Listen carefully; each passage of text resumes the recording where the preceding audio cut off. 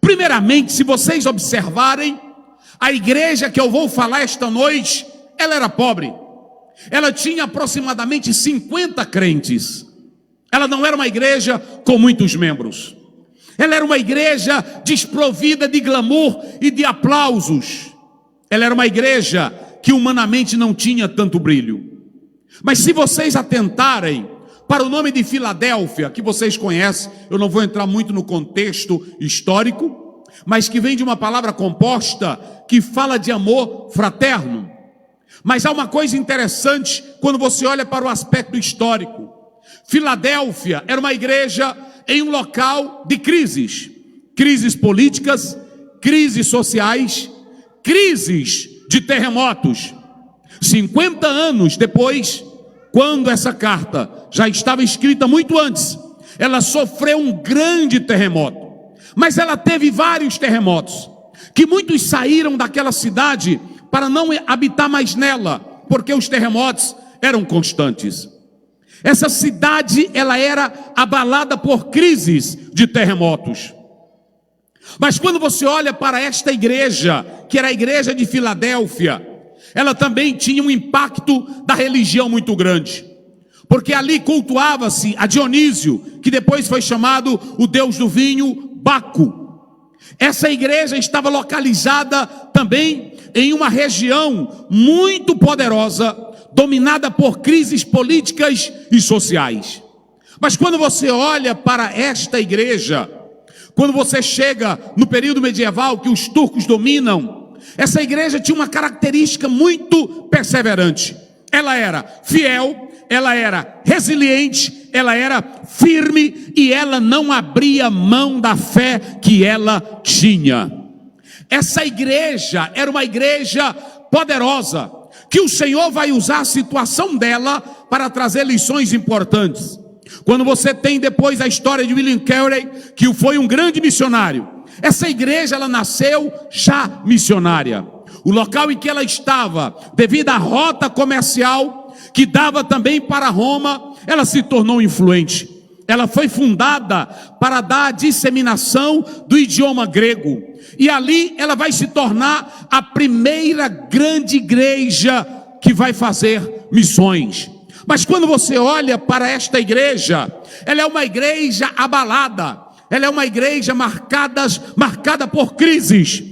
E quando o Senhor Jesus se revela para esta igreja, Ele não tem censura para ela, Ele não tem repreensão para ela, Ele não tem reclamação para ela, porque ela era uma igreja que guardava a palavra.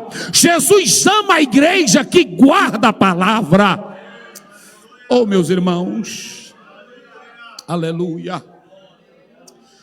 Porque quando você lê João 17:17, está escrito: santifica-os na a tua palavra é a igreja que gosta da palavra. Ela não é dominada por fuxico, por mentira, por conversinha, por falsidade, por disse-me-disse. Igreja que guarda a palavra, ela é diferente. Oh, aleluia.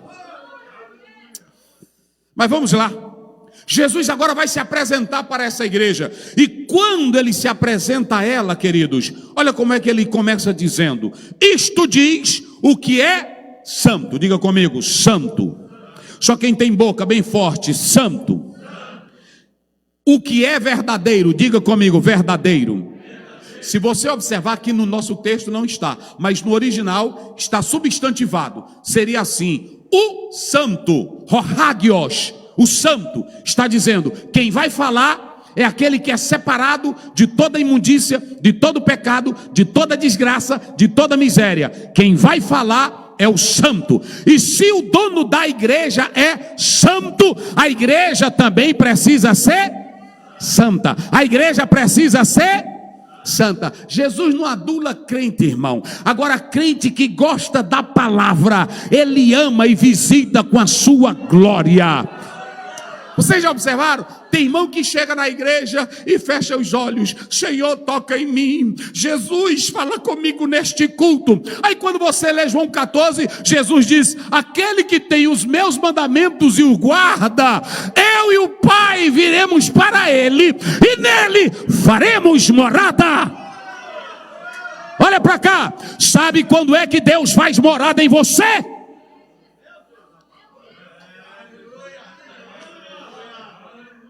Fecha os olhos, parece um Buda orando. Fecha os olhos, entra no lado místico. Você vai ver uma glória, você vai ver uma fumaça. Não tem fumaça, não tem glória, tem palavra. Guarde a palavra, vive a palavra, obedeça a palavra, e a glória de Deus vem.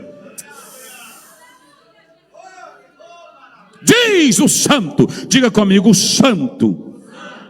Diz o verdadeiro. Aletnós também está substantivado. Quando ele diz o verdadeiro, olhe para cá, digam comigo, aquele que não tem farsa, que é genuíno, que é real, que não mente, que não atrasa, que chega, que vem, que honra quem ama a palavra dele. Então deixa eu te dizer uma coisa: quem segue ao verdadeiro e quem guarda a palavra sempre será abençoado. Veja que ele começa dizendo aquele que é o verdadeiro, o santo. Mas observem que o texto prossegue dizendo o seguinte: o verdadeiro, o que tem a chave de Davi. Isaías 22, o Senhor está fazendo uma promessa messiânica, quando ele diz: a chave de Davi, é ele quem vai abrir toda a estrutura messiânica relacionado ao projeto davídico. Porém, quando você olha para a expressão a chave de Davi, ele está dizendo aquele que tem toda a autoridade. Chave é autoridade, mas aqui está dizendo que o Messias prometido haveria de abrir a porta da salvação. Quando você pega essa palavra chave, autoridade, o Senhor está falando para uma igreja pobre. O Senhor está falando para uma igreja sofrida. O Senhor está falando para uma igreja que era humilhada. Vocês sabiam? A igreja de Filadélfia, ela era muito humilhada, e eu vou já falar daqui a pouco. Mas quando ele diz, eu tenho a chave, ele estava dizendo, toda a promessa velhotestamentária em relação ao Messias se cumpriu em mim. Aí ele diz no 1:18 de Apocalipse, eu estou vivo, mas fui morto, mas ressuscitei, e eu tenho a chave da morte e do inferno. Mas meus irmãos, se Jesus só tivesse a chave da morte e do inferno, não estaria bom para nós. Mas aqui ele diz, mas lá em Mateus 28:18, ele abre a boca e diz, e é-me dado todo o poder nos céus e na terra. Quem tem a chave é ele. E quando ele começa dizendo isto, ele abre e ninguém fecha, ele fecha e ninguém abre. Aí ele começa agora alegrando esta igreja, porque essa igreja, ela tinha palavra. Vocês se lembram que eu disse agora há pouco, que ela tinha entre 40 a 50 crentes. Mas lá em Filadélfia, a todo lado que se andava tinha uma sinagoga. E a sinagoga, ela era apoiada pelo governo. Os judeus de status e de posição e de estado civil, eles zangavam com esta igreja. Por quê? Porque ela falava do Messias que veio. Então em toda a cidade tinha sinagoga. E esses crentes, eles eram recuados. Eles ficavam como se fosse na pontinha da cidade. Mas em todo lugar tinha sinagoga. Em todo lugar estava cheio de judeu. Sabe como é que o próprio João chama sinagoga de Satanás?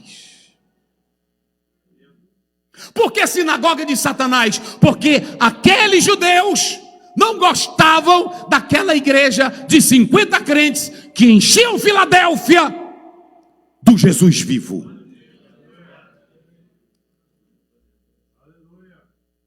Às vezes nós temos 100 crentes, 200 crentes. Tem pastor lá no Maranhão que faz a estatística e diz, a nossa igreja, ela tem 8.000 crentes, mas na cidade tem 50.000 que está nas mãos do diabo. Vocês já observaram o nosso orgulho de estatística? Essa igreja, ela não tinha 100 crentes, ela tinha entre 40 e 50 crentes. Mas para o céu não tinha sinagoga nenhuma em Filadélfia que o Senhor olhava para ela. Ele só olhava para os 40, 50 crentes que estavam naquela cidade. Onde está a influência de uma igreja?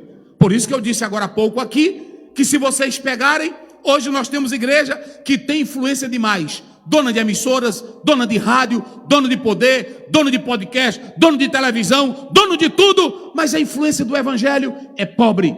Essa igreja, ela não tinha influência de nada, de mídia, de poderes humanos, mas ela tinha uma coisa que Jesus amava nela. Eu quero que vocês entendam uma coisa. O que Jesus ama numa igreja? O que atrai Jesus para uma igreja? O que chama Jesus para uma igreja? Ele começa dizendo isso para nós, e vocês podem observar. Eu sei que vocês têm o quê? Pouca força. Isso aqui não cabe para nós hoje. Vocês observaram que nós temos aquela mania: marcha, tu tem poder, tu está na força, mas é só dentro da igreja. Tem irmão que grita, marcha, receba, mas ele é só ali dentro e naquele momento. Ele não tem influência de nada. O Senhor olha para esta igreja e diz: eu sei que vocês têm o quê? Pouca força. Tanto a cidade estava sem expressão por causa dos terremotos, como também a igreja. A igreja tinha pouquinhos membros. Pouquinhos membros. Está aí no texto, pouca força. Agora, o que era a força dessa igreja? Qual era a influência desta igreja? Ela não tinha poder político, ela não tinha poder humano expressivo, ela não tinha nenhuma influência. Os judeus ganhavam dela. E aí eu fico me perguntando, nós estamos olhando para o poder de uma igreja, o tamanho dela, o que ela possui, o que ela tem. Aí a gente diz assim: fulano é um pastor muito influente, ele tem amizade com o presidente. Mas o presidente não é nem crente. É assim ou não é? Fulano tem muita amizade com pessoas famosas. Vai na igreja dele, vai um monte de jogador, mas todos continuam no pecado, na desgraça, na miséria. Uma igreja influente não é o tipo de pessoas que se congregam nela. O Senhor olha para uma igreja influente, ainda que ela seja pouca em membros e sem expressão, mas quando ela é fiel à palavra, o Senhor Deus olha para ela. Aleluia. Ele diz: vocês têm pouca força. Diga: vocês têm pouca força. Mas olha o que ele diz: mas o que eu amo em vocês é que vocês guardaram a palavra. Vocês guardaram a palavra e não negaram o meu nome.